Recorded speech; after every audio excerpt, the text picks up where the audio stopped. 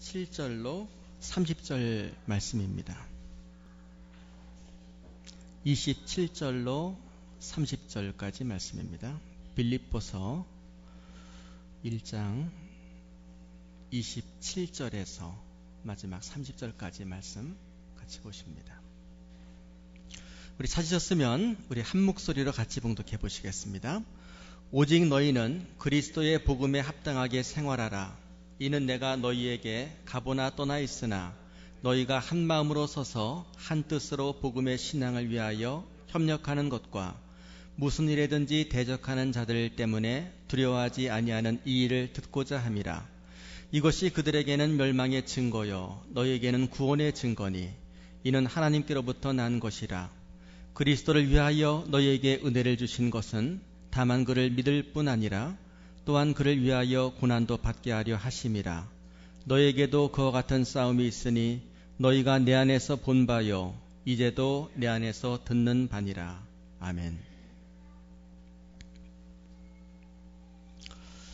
사도 바울은 빌립보 교회 성도를 향한 소원이 있었습니다. 그게 어떤 소원이냐면은 빌립보 교회 성도들이 좀 잘되고 성도답게 사는 그런 소문을 듣는 그 간절한 소원이 그에게는 있었습니다. 그래서 오늘 말씀 27절, 28절을 우리가 좀 이렇게 문맥에 따라서 문단 나누기를 좀 해보면은 그렇습니다. 오직 너희는 그리스도의 복음에 합당하게 생활하라. 오직 너희는 그리스도의 복음에 합당하게 생활을 하라. 그러면서 바울은 세 가지를 그들에게 얘기하는데 복음에 합당하게 생활하는 그 소식을 내가 간절히 듣기를 원한다. 이 복음에 합당한 성도. 여러분은 어떻습니까? 여러분은 복음에 합당한 성도로 사십니까? 아니면 복음에 합당치 못한 성도로 사십니까? 이 성도가 교회를 다닌다고 해서 같은 게 아니지요. 수준 차이라는 게 있습니다. 살다 보면은 어디 가든지 간에 이 수준의 차이를 우리가 느끼게 되는 그런 경우가 있습니다. 어쩌면 다 같은 사람들이 지구에 살지만 그런데 어쩌면 그렇게 수준이 차이가 날까? 이런 걸 감지하면서 깊이 생각하게 되는 그런 경우가 있습니다. 시골 생활의 수준과 도시 생활의 수준이 같습니까? 다르지요. 또 후진국과 선진국의 국민의 삶의 수준이 다릅니다. 동네도 그런 것 같아요. 같은 설이라고 해서 똑같은 게 아니라 어떤 사람은 그런 얘기합니다. 강북의 수준과 강남의 수준이 다르다. 그런 얘기도 하고요. 자, 그런데 제가 어느 정도 살면서 깨달은 바가 있는데 저는 이렇게 수준의 차이라고 하는 게 동네 수준의 차이, 국가의 수준의 차이, 그 사람의 수준, 어떤 배움의 수준의 차이, 수입의 수준의 차이에 따라서 차이가 나는 줄 알았습니다. 사람뿐이 아니죠. 물건도 그렇지 않습니까? 우리가 생활하면서 우리가 사용하는 물건들 보게 되면은 이 차이가 납니다. 예를 들어서 국산 제품과 우리가 흔히 만나는 중국 제품이 같습니까? 다릅니까? 김치라고 해서 중국산 김치와 국산 김치 가격 차이가 제가 알기로 배 이상 차이 나는 걸 알고 있습니다. 중국산이다 그러면은 이게 같지 않다, 국산과 다르다라고 생각돼서 사람들은 비싼 값을 주고 사기를 꺼려합니다. 그래서 뭐든지 간에 물건을 보게 되면은 이 중국산은 수준의 차이를 거기에 명기하게 되어 있습니다. 보게 되면은 뭐라고 되어 있냐면은 메이드 인 차이나, 차이 난다는 거죠, 수준이. 그래서 이렇게 국산은 절대로 메이드 인 차이나, 이 차이 난다는 말이 없으면 중국산은 메이드 인 차이나, 차이 난다는 거죠. 사람도 그래요. 성도도 그렇습니다. 수준이 같은 게 아니라 차이가 난다라고 하는 말씀입니다. 근데 우리가 얼핏 생각하면은 어디까지 학교를 나왔는지, 어떤 자격증이 그에게 있는지, 그 사람의 키가 얼마고 몸무게가 얼마인지, 사는 동네가, 타는 차가, 살고 있는 집이 어딘지에 따라서 수준 차이가 달라지는 줄로 우리는 압니다. 저도 그렇게 알았어요. 그런데 어느 정도 살다 보게 되니까 진짜 수준의 차이는 그 사람이 처한 환경보다 그 사람 내면에서 우러나오지 않는가라고 하는 생각을 저는 하게 됩니다. 왜냐하게 되면은 평범한 사람이 평범하게 살았는데 어느덧 그 사람이 성공하고 권력을 잡자 그의 수준이 변합니다. 그 변했는데 수준이 올라가는 게 아니라 권력을 잡고 성공했다고 해서 더욱더 큰 욕심으로 부정부패에 눈이 멀어 수갑을 차고야만 하는 수준으로 떨어져 버리더라. 대개는 그렇단 말씀입니다. 또 그저 먹고 살 정도일 때는 참 욕 안 먹고 성실하고 착하던 사람이 우연히 일확천금으로 큰 돈을 벌고 난 후에는 그가 딴 사람으로 변해버립니다. 어떻게 변합니까? 수준이 올라갑니까? 내려갑니까? 10중 8구는 일확천금을 하게 되면은 수준이 올라가는 게 아니라 내려가더라 라고 하는 말씀입니다. 참 눈이 시려 봐줄 수 없는 정도의 수준까지 내려가는 경우가 비일비재하다라는 말씀입니다. 그런데 오늘 말씀을 보게 되면은 이 상황, 환경 이런 따위들에 영향받지 않는 그런 수준 있는 그야말로 복음에 합당한 성도가 되라. 복음의 합당한 성도로 사는 너희들의 소문을 내가 정말 듣기를 간절히 원한다. 너희들과 함께 있을 때에나 지금 멀리 떨어져 로마의 감옥 속에 갇혀 있을 때에나 나는 너희들에게서 늘 좋은 성도다운 복음에 합당한 성도로 살고 있습니다. 빌립보 교회 교인들은 이런 소문을 나는 듣기를 원합니다. 라는 것이 오늘 본문의 내용입니다. 바울은 오늘 말씀에서 세 가지 성도의 수준을 우리에게 제시하고 있습니다. 첫째 뭡니까? 한 마음으로 서서 한 마음으로 서는 수준을 바울은 본문에서 말씀을 하고 있습니다. 자, 한 마음으로 선다라고 하는 게 뭡니까? 한 마음으로 선다라고 하는 것을 우리가 원어를 좀 살펴보게 되면은 그 내용 속에 담겨져 있는 그 깊은 그 뜻을 우리가 배워볼 수가 있습니다. 먼저 한 마음에서 이 마음이라고 하는 것은 보통은 이 마음을 얘기할 때 이 마인드라고 하는 그 헬라어로 사용을 합니다. 칼디아라고 하는 말이죠. 성경에서 마음을 얘기할 때는 다 칼디아라고 하는 단어가 90% 이상입니다. 근데 여기서 마음이라고 하는 단어는 칼디아가 아닙니다. 이것은 푸뉴마라고 하는 단어를 쓰고 있습니다. 푸뉴마라고 하는 것은 푸뉴코라고 하는 말에서 온 말로서 호흡, 거친 호흡에서 온 말입니다. 거친 호흡을 거칠게 내서라도 맞추라라고 하는 그런 내용이 있죠. 여기서 쉽게 말씀드리면은 의식하여 억지로 호흡을 맞추는 것, 그게 이 한마음이란 뜻입니다.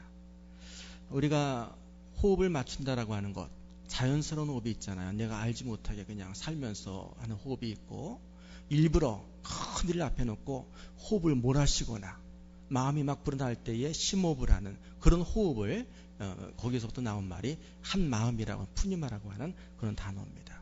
너희가 이 한마음으로 호흡을 해서라도 억지로 의식적으로 숨고르기를 해서라도 어떻게 해요? 서서라고 얘기하는데 여기 또 서서라고 하는 말이 좀 의미심장한 단어입니다. 이 서서라고 하는 말이 스테코라고 하는 말인데 이것은 일반 용어가 아니라 군사 용어입니다. 군인들이 함께 전투에 임하여 전열을 갖추며 서 있는 그 모습을 스테코라고 하는 단어로 씁니다. 그러므로 용감한 군인들이 전투에 임해서 서 있을 때에는 그 자리가 자기가 승리할 자리든 아니면 죽을 자리입니다. 용감한 군인들은요, 전투에 임해서 이기고 있다고 해서 자리를 지키고 사태가 불리하다고 총을 버리고 등을 보이고 도망가지 않습니다. 옆에 있는 전우들이 적군의 총탄에 맞아 쓰러지고 피 흘려 죽는다고 할지라도 그 자리를 사수하며 죽을 때까지 그 전열을 유지하는 것이 이 군인들, 용감한 군인들의 본문 아닙니까? 바울이 여기서 우리 교인들에게, 빌립보 교인들에게 복음에 합당한 성도다운 삶에 관해 요구한 것은 바로 이것입니다. 숨고르기를 억지로 해서라도 그 자리를 스테코하라, 군인처럼 지켜내라, 끝까지 유지하라 라는 것이 오늘 본문이 바울이 우리에게 주시는 첫 번째 교훈입니다. 제가 25년째 지금 목회를 하고 있는데요. 25년 만 넘어가면서 여러 군데에서 교회 목회를 했습니다. 시골 교회에 있어 보기도 했고요. 처음 신학교 나와서는 아주 정말 그 산간 벽지죠. 하루에 버스 2번 들어오는 그런 곳에서 3년 8개월을 목회를 했습니다. 그리고는 미국으로 가서 그 서던 캘리포니아, 남캘리포니아 그 로스앤젤레스 근처 오렌지 카운티에서 공부를 하면서 거기에서 한 13년 정도를 교훈 목사로 있기도 하고 담임 목회도 하고 했습니다. 그리고는 또 한국에 와서 대형 교회에서 한 4년 목회를 하고 이제는 대적 교회를 해서 목회를 하고 있습니다. 자, 그런데 시골 교회든 서울 교회든 국내 교회든 이민 교회든 또 큰 교회든 작은 교회든지 간에 담임 목사로 일을 하면서 만나게 되는 꼭 그 경험이 있습니다. 그게 뭐냐면 교인들이 떠나는 교인들이 있다라고 하는 말씀입니다. 큰 교회도 떠나는 교인이 있습니다. 시골 교회도 떠나는 교인이 있습니다. 작은 교회도 떠나는 교인이 있습니다. 교인들이 떠나기로 마음을 먹고 이제 저를 찾아와 이제 인사를 하러 올 때가 있습니다. 그때에 이제 떠나기로 결심하고 찾아온 교인이 무수히 많았는데 물론 말도 안 하고 떠나는 교인도 있습니다. 그건 빼고요. 와서 이제 작별 인사하러 오는 교인들이 입을 열어 저에게 하는 첫 마디는 동일했습니다. 똑같았어요. 그게 뭔 줄 아십니까? 모든 교인들이 시골 교인이든 서울 교인이든 어느 교인들이 간에 떠나기를 결심하고 와서 목회자에게 입을 열어 하는 첫 마디 똑같았습니다. 100이면 100. 그 단어가 뭘까요? 어렵게 생각하지 마시고요. 수식어입니다. 어려운 말을 꺼내기 이전에 내는 수식어죠. 뭐냐면 목사님 다름이 아니오라 이렇게 시작을 하더라고요. 저는요 이 말의 뜻이 참 우리 한국말이 기가 막힌 것 같아요. 목사님 다름이 아니라라고 하지만 이게 뭡니까? 뭔가 다른 거예요. 뭔가 다른 것 때문에 불편한 겁니다. 이 교회에 사람이 다르고 자기가 생각할 때에 제도가 다르고 설교 스타일이 다르고 그게 뭐가 건물이 다르고 또 상황이 달라져서 다른 것을 내가 수용할 다른 게 그렇다는 게 아니라 다른 게 어떻게 해요? 아니라라고 하는 겁니다. 내겐 아닙니다. 이 교회에 이 다른 그 사람이 내겐 아닙니다. 다름이 아니라 그리고는 다름이 아닌 것을 얘기하는 것이 아니라 다른 얘기를 합니다. 실제로 참 이 교회가 은혜스럽지만 다름이 아니라 이번에 아이들이 어쩌고 아이들이 주제가 아니에요. 은혜스럽지 않다는 겁니다. 목사님 참 이 교회가 좋습니다. 목사님이 좋습니다. 그런데 제가 다름이 아니라 사실은 싫다는 얘기지요. 정말 좋으면은 다름이 아니다라는 얘기를 할 수가 없습니다. 다름이 아니다라고 하는 것은요. 진심을 숨기기 위한 접두사지요. 거기에 지나지 않는. 자, 우리가 생각할 때에 우리가 늘 생각하면서 왜 우리가 한 마음으로 끝까지 서지를 못하느냐. 전을 해서 이탈하고 등을 돌리게 되느냐. 라는 이유는 뭐냐 하게 되면 다름이 아닌 것을 수용하지 못하기 때문입니다. 여러분 우리가 살아가면서 정말 다른 사람을 만났을 때 불편합니다. 나와 성격이 다르고 스타일이 다르고 다 다른 생각이 다른 사람, 말이 다르고 불편합니다. 그래서 그 누군가를 그 다른 것 불편한 것 때문에 내가 고쳐보려고 애쓰는 경우가 있지요. 어떻던가요? 고칠 수 있던가요? 그 누구도 우린 고칠 수가 없습니다. 자식을 부모가 못 고치는 거 아니겠어요? 자식도 내가 낳아서 내가 길렀던 자녀도 고쳐보려고 했어요. 못 고칩니다. 그런데 하물며 다 큰 사람 살다가 만난 그 사람을 내가 어떻게 고칩니까? 나와 다른 것 그것은 틀린 게 아니라는 것을 인정하면서 공감대를 형성해 나가는 게 지혜로운 삶이라는 말씀입니다. 서로의 다름을 인정하지 못하고 다른 게 아니다라는 생각을 할 때 다름이 아니오라 라고 하는 얘기를 꺼낼 수밖에 없다라고 하는 말씀입니다. 우리 하나님은 어떠십니까? 하나님은 한 번도 다름이 아니라 라고 하는 얘기를 인간들에게 하신 적이 없으십니다. 만약에 다름이 아니다라고 하는 생각이 하나님께 조금이라도 있다라고 한다면 결코 인간의 몸을 입고 이 땅에 수준을 낮추어 오시지 않았을 겁니다. 다름이 아니다라고 한다면 버렸을 것이지요. 포기했을 겁니다. 하나님께는 다름이 아니라라고 하는 생각이 없으십니다. 다른 것조차도 어떤 다른 것도 용서하시고 품어주시고 그 은혜로서 받으시는 마음이 있기 때문에 구원의 역사를 우리에게 베풀어 주셨다라고 하는 말씀입니다. 우리가 교회 중심으로 신앙생활하면서 나와 다름, 내게 맞지 않음을 느끼고 수준 차이로 고민스럽다라고 한다면은 오늘 이 첫 번째 교훈을 기억하시길 바랍니다. 너희가 한 마음으로 서서 한 마음이 뭡니까? 내 호흡과 맞지 않지만 억지로라도 호흡을 맞추는 겁니다. 내 호흡이 느리면 일부러 운동을 해서라도 심장의 박동을 뛰게 해서라도 호흡을 빨리 만들어서 옆 사람과 이 전열을 이탈하지 않도록 하는 것이고, 이 노력이 있어 억지로라도 맞추는 그것이 바로 성도의 스탠다드, 성도의 합당한 삶 기준 중에 첫 번째가 될 것입니다. 나와 수준이 같고 나와 마음이 맞는 그런 성도와 그런 교회 생활하는 건 누구나 다 할 수 있습니다. 진짜 성도는요, 나와 수준이 다른 것처럼 보이지만, 나와 스타일이 다른 것처럼 보이지만 내가 거기에 맞춰가는 겁니다. 내가 맞춰가면서 억지로 호흡을 맞추는 거, 이거 쉽지 않잖아요. 호흡을 억지로라도 맞춰서라도 그 교회 예배 스타일에, 그 교회 식생활 스타일에, 그 교회 메뉴에, 그 교회 말씀에, 그 교회 그 속회 모임에, 남성교 여성교 활동에 맞추는 겁니다. 그래야지 끝까지 용감한 군사처럼 전열을 이탈하지 않고 서 있을 수 있는 성도의 기본기를 갖추는 사람이 될 수가 있습니다. 시편 133편 1절에 보게 하면 이런 말씀이 있습니다. 보라, 형제가 연합하여 동거함이 어찌 그리 선하고 아름다운고. 여러분 다 아시는 말씀이죠? 여러분, 이 형제가 연합하여 동거함이 어찌 그리 선하고 아름다운고, 참 귀한 시입니다. 형제가 연합하여 동거하는 건 당연한 것처럼 보이지만, 믿음의 형제 자매가 한 마음으로 끝까지 서 있는다는 것이 얼마나 어려운가를 이미 시편 기자는 간파한 겁니다. 그래서 참으로 이 땅에 선하고 참으로 이 땅에 아름다운 게 있는데, 그게 뭐냐면 끝까지 대열을 이탈하지 않고 한 마음으로 믿는 형제자매가 끝까지 서 있을 수 있는 것, 이별하지 않고 떠나지 않는 것, 이거야말로 참 아름다운 것이다 라고 말씀하고 있는 것입니다. 바라기는 우리 새로운 여러분들은 한 마음으로 설 수 있는 이 성도다운 합당한 성도의 삶을 살게 되시기를 주님의 이름으로 축원을 드립니다. 기욤 미수라고 하는 사람이 있습니다. 기욤 미수라고 하는 프랑스 소설가인데, 이번에 책에 보면은 이런 구절이 있습니다. 이 세상에 행복해 보이는 사람이 많은 건 그들이 다 지나가는 사람들이기 때문이다. 여러분 살다 보면은 남의 떡이 커 보이지 않습니까? 내 남편, 내 아내, 내 부모, 내 자녀보다도 남의, 그죠? 그래서 친구 엄마 아들 이란 말도 나오지 않습니까? 그런데요, 이 세상에 그처럼 다른 떡이 커 보이고 다른 사람이 행복해 보이는 것은 그들이 다 지나가는 사람이기 때문입니다.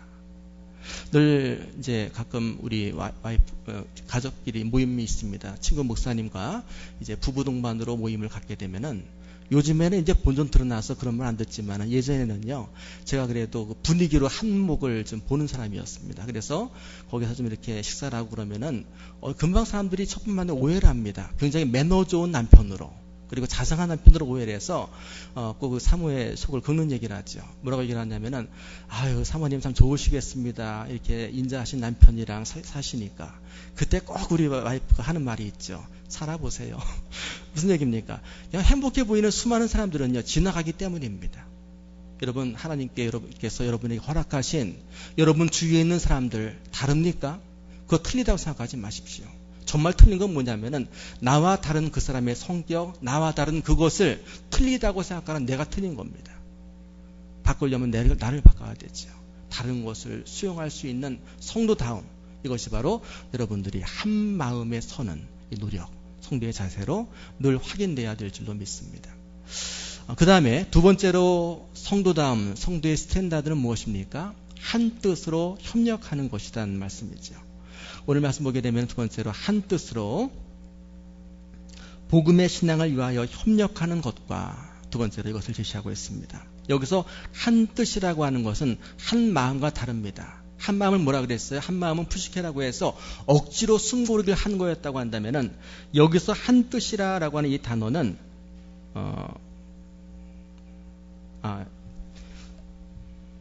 이 단어는 이 푸시케라고 하는, 이건 무의식적으로 호흡한다라고 하는 말입니다. 먼저 한 마음이라고 하는 것은 푸뉴마라고 하는 것으로, 이것은 억지로 호흡을 맞추는 거죠. 이 푸시케라고 하는 것은 이 자연스럽게 나도 모르게 배어서 나오는 그런 상태, 영적인 그런 호흡을 말씀하는 것입니다. 자, 그러면은 한 마음으로 서는 것은 내가 노력해야 됩니다. 내가 억지로라도 호흡을 맞춰서 노력해야지만 되는데, 한 뜻으로 협력하는 것은, 이것은 사실 인간이 노력한다고 이루어지는 일은 아니다라는 말씀이죠. 하나님의 영께서 주도하시는 이 영적인 각성이 있어야만 한 뜻으로 복음에 협력할 수 있다라고 하는 말씀입니다. 오늘날 교회에서 많은 복음의 사업을 합니다. 많은 성도들이 복음의 협력의 사업에 남성교회, 여성교회, 청년회, 교육부에서 같이 협력하지 않습니까? 참 이상한 것은 한 뜻이 되지 않은 사람들의 숫자 모임 속에서 그들이 힘을 보태고 물질을 보태고 땀을 보태고 일을 해도 결과가 없다라고 하는 말씀입니다. 복음이 일어나기 위하여, 복음의 역사가 하나님의 일이 되어지기 위하여는 한 뜻이 된 분들이 협력해야만 결과가 꼭 있게 됩니다. 여기서 한 뜻이라고 하는 것은 이건 푸시케라고 하는 말로서 하나님의 영이 그 사람을 변화시켰을 때만 가능한 그 뜻을 말씀하는 것. 배워서 되는 것이 아니고 성경 100독하고 500독 했다고 해서 이루어지는 것이 아니라 하나님께서 주도적으로 그 사람의 영을 각성시키고 깨워주셨을 때에 이것은 일어나게 된다라는 말씀입니다. 자, 여러분의 영이 과연 하나님께서는 깨워주신 영인가 내 속에 그 영이 내게 있는가? 아니면 내 영이 아직 들깨었는가? 아직 잠을 자고 있는가? 어렴풋이 깨었는가? 여러분 영을 한번 돌아보시길 바랍니다. 사람의 영이 언제 깨어집니까? 하나님이 언제 그 사람의 인간의 영혼을 깨워주십니까? 그것은 우리가 억지로 원한다고 되는 것이 아니죠. 신명기 4장 29절에 보게 되면은 만일 마음을 다하고 뜻을 다하여 그를 찾으면 만나리라 라고 하는 말씀이 있습니다. 여기에서 우리가 어떻게 하면 내 영혼이 하나님을 만나는가, 하나님을 찾는가라는 방법이 나와 있죠. 하나님은 언제 그 사람의 영혼을 깨워주냐 하게 되면 그 사람이 마음을 다하고 뜻을 다하여 하나님께 그 영이 살아나기를 깨어지기를 간절히 찾을 때에 하나님은 그 자리에서 만나주시는 분이다라고 하는 말씀입니다. 분명한 것은 교회 오래 다닌다고 해서 설교 많이 듣는다고 해서 성경 공부를 많이 한다고 하나님 만날 수 없습니다.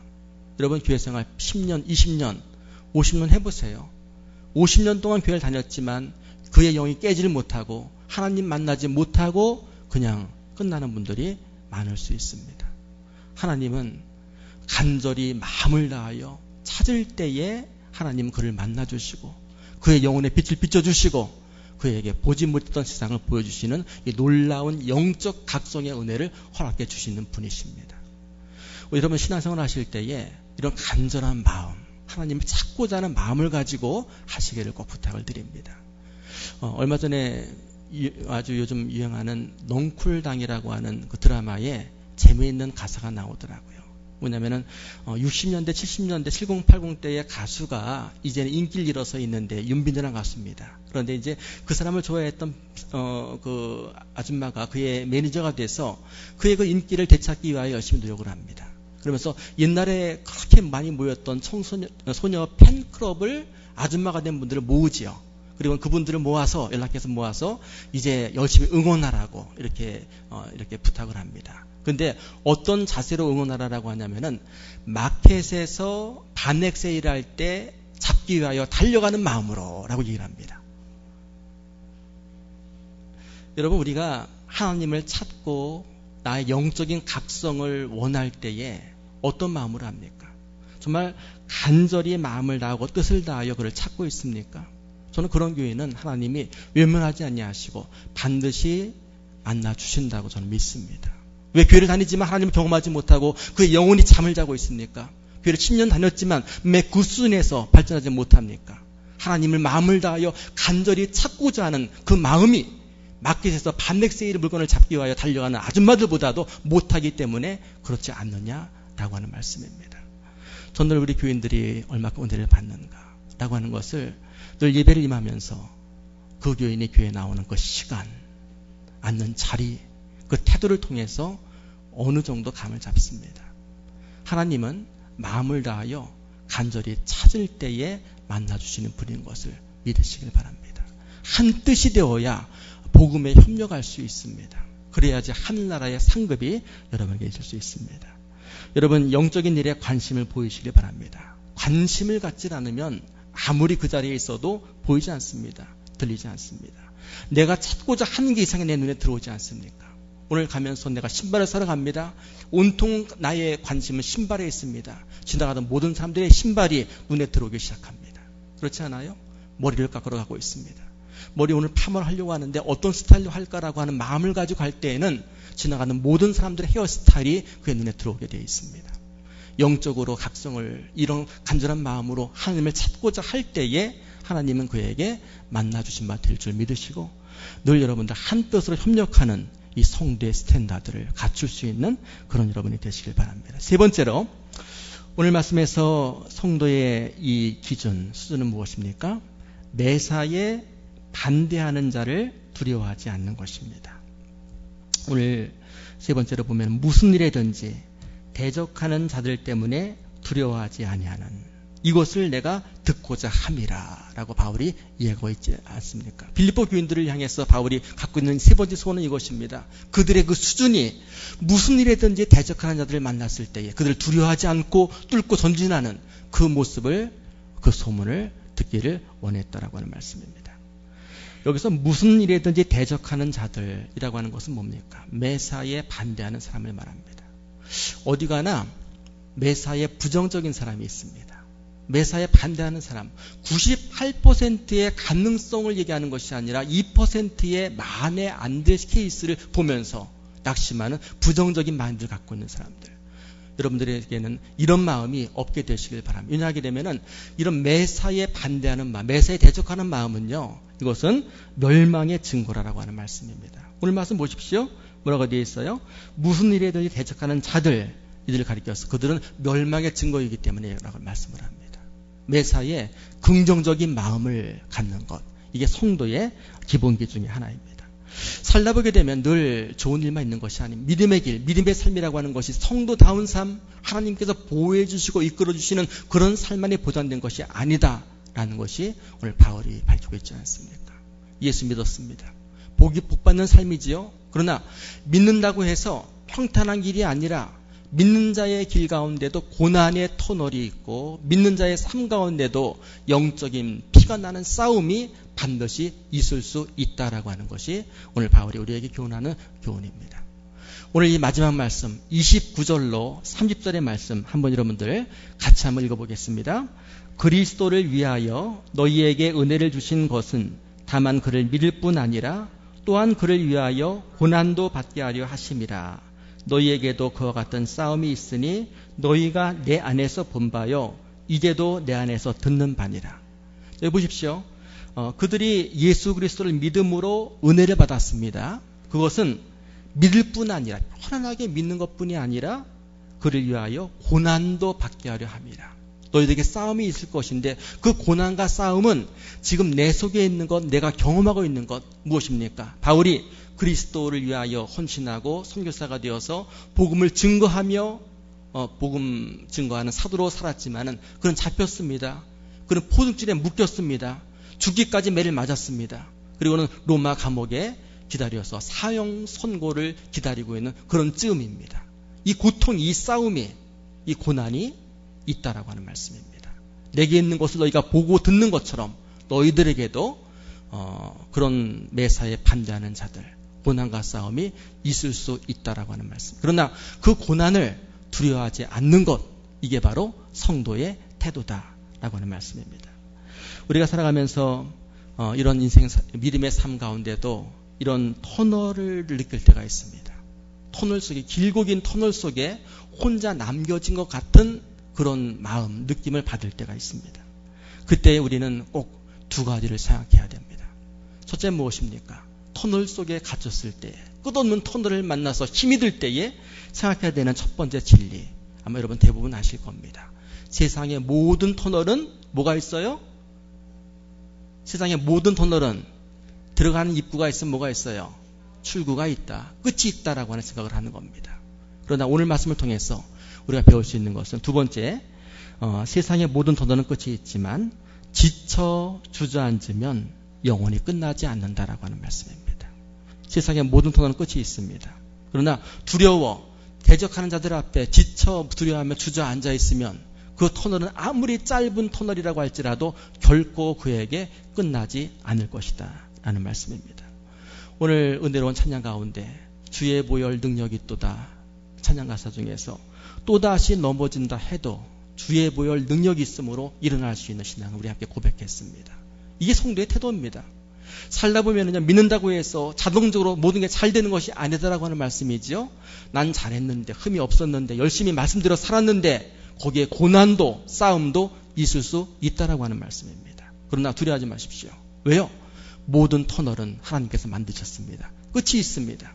그러나 주저앉아 있을 것이 아니라 일어나서 모든 것이 힘들고 또다시 넘어졌지만 다시 주의 보혈을 의지해서 일어나서 달려나가는 것, 이 믿음만 있다면 쉬 터널은 끝나며 하나님의 보상과 하나님의 상급이, 하나님의 사용하심이 거기에 기다리고 있다라고 하는 말씀입니다.